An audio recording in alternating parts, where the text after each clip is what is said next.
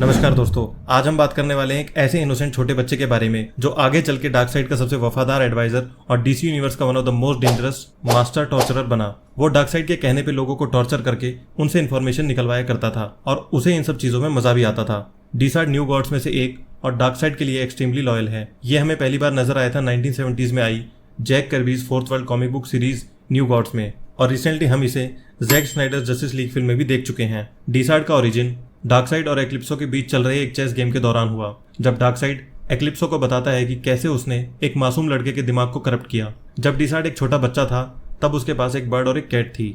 एक दिन डार्कसाइड उसके बर्ड को केस से उड़ा देता है और उस बच्चे को इस बात का विश्वास दिला देता है कि उसकी कैट ने बर्ड को मार दिया है, और कहता है कि अपनी इस कैट को जिंदा दफना के अपनी बर्ड का बदला ले, और वो बच्चा ऐसा ही करता है। लेकिन कुछ टाइम बाद वो बर्ड वापस लौट आती है, जिसे देख वो रेस से भर जाता है और गुस्से में वो बर्ड को भी मार देता है। इसके बाद वो अपना न्यू गॉड नेम डीसार्ड रख लेता है और न्यू जेनेसिस छोड़कर डार्कसाइड के साथ चला जाता है। डीसार्ड का कहना था कि उसने अपना न्यू गॉड नेम मार्क्यूस डीसार्ड एक ऐसे बीइंग को ट्रिब्यूट देने के लिए रखा था जो फ्यूचर से आया था और उसकी चूज की गई फील्ड के बारे में बहुत कुछ सिखा के गया था। ओवर द ईयर्स डार्कसाइड डीसार्ड को काउंटलेस टाइम टॉर्चर करके अपनी ओमेगा बीम से मार चुका है, लेकिन डार्कसाइड को पता है कि डीसार्ड उसके लिए कितना इंपॉर्टेंट है, इसलिए वो कभी हमेशा के लिए नहीं मरता। डार्कसाइड उसे बार बार लास्ट वार्निंग देके जिंदा कर ही देता है। हमें दिखाया जाता है कि डीसार्ड ओमेगा फोर्स को मास्टर करने में ड्रैक्स की मदद कर रहा था, लेकिन असल में वो ड्रैक्स के भाई अक्सस यानी डार्कसाइड के साथ मिला हुआ था, जिसके बाद अक्सस अपने भाई ड्रैक्स को मार देता है और ओमेगा फोर्स को खुद ले लेता है। डीसार्ड सोर्स में एंटर करने की कोशिश में मारा जाता है, लेकिन बाद में पता चलता है कि वो ओराइन के साथ बॉन्ड हो गया था, जिससे ओराइन के बिहेवियर में भी बदलाव हो गए थे और वो भी क्रूअल और मैनिपुलेटिव बन गया था, जो बाद में अलग भी हो जाते हैं। लेकिन जिस वक्त डीसार्ड गायब था उस वक्त जस्टिन, जो डार्कसाइड का सेकंड इन कमांड था, वो डीसार्ड को उसकी जगह से हटा के खुद उसकी जगह लेना चाहता था, जिससे वो डार्कसाइड का फेवरेट बन जाए। डीसार्ड एक रेसिस्ट और कावर्ड है जो टाइम पे बदलता रहता है, कभी किसी तरफ तो कभी किसी की। मतलब उसका नेचर ही ट्रेचरस यानी दगाबाज टाइप का है, लेकिन वो डार्कसाइड से इतना डरता है कि उसके खिलाफ नहीं जा सकता अनटिल अनलेस कोई और उसकी जगह ना ले ले। एक बार क्वीन हेग्रा यानी डार्कसाइड की माँ डीसार्ड को धमकी देती है और मजबूर करती है कि डार्कसाइड की लवर प्रिंसेस सली को जहर देकर मार दे।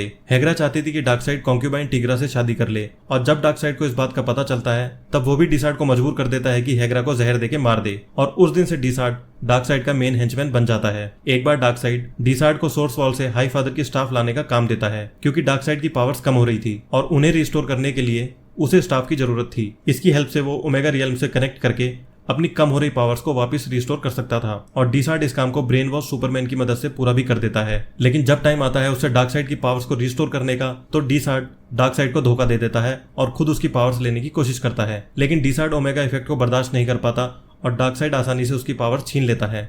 एक बार डीसार्ड प्रोफेसर मार्टिन स्टाइन को कैप्चर करके टॉर्चर भी करता है और फायरस्टॉर्म का मेंटल और पावर्स को अपने लिए यूज करने लगता है, लेकिन बाद में एटॉमिक नाइट्स उसे हरा के फायरस्टॉर्म मैट्रिक्स से सेपरेट कर देते हैं, लेकिन वो डीसार्ड को कैप्चर नहीं कर पाते। उससे पहले ही डीसार्ड वहां से भाग जाता है। एक ऑल्टरनेट फ्यूचर में डीसार्ड बैटमैन के साथ और भी सुपर हीरोज को कैप्चर कर लेता है, लेकिन बैटमैन वहां से किसी तरह बच निकलता है और डीसार्ड की जगह लेके डार्कसाइड को हराने का प्लान बनाता है। 2006 और 7 में आई 7 सोल्जर ऑफ विक्ट्री में न्यू गॉड्स की आत्मा अर्थ पे गिर के नॉर्मल इंसानों में आ जाती है, जिसमें डीसार्ड डॉक्टर डीसार्ड के नाम की आइडेंटिटी ले लेता है और वहां 3 सालों तक शिलो नॉर्मल यानी थर्ड मिस्टर मिरेकल का साइकेट्रिस्ट बन के रहता है, ताकि उसके सेल्फ कॉन्फिडेंस को बिल्कुल खत्म कर दे। जब शिलो नॉर्मन का मदर बॉक्स डार्कसाइड के कब्जे में आता है तब डीसार्ड उसे एग्जामिन करता है और उसे पता चलता है कि मदर बॉक्स की स्पिरिट शिलो नॉर्मल में ही छिप गई थी, और उसके इस फेलियर के लिए डार्कसाइड उसे मार देता है। अगर बात करें डीसार्ड की पावर्स के बारे में, तो डीसार्ड के पास कोई ऐसी खास पावर तो नहीं है, लेकिन वो ऑल टाइप ऑफ डिजीजेस और टॉक्सिन से इम्यून है और उसकी एज काफी लंबी है। डीसार्ड को अक्सर दुबला पतला सा दिखाया जाता है, लेकिन फिर भी वो अपनी बॉडी और वेट के हिसाब से किसी भी इंसान से कहीं ज्यादा स्ट्रॉन्ग और रेजिस्टेंट है। डीसार्ड ब्रिलियंट वेपन्स बनाने और टॉर्चर करने में मास्टर है। ओवर द टाइम डीसार्ड ने बहुत सी टॉर्चर मशीन्स और डिवाइस बनाए, और उसकी बेस्ट अचीवमेंट थी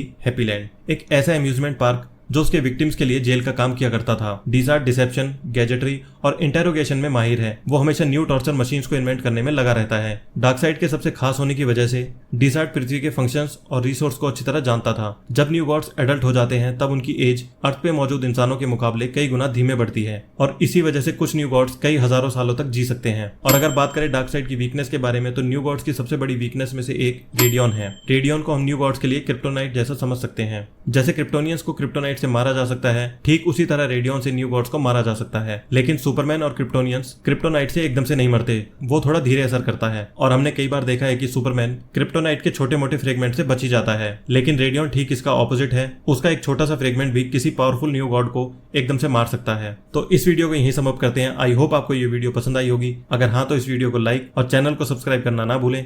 थैंक यू।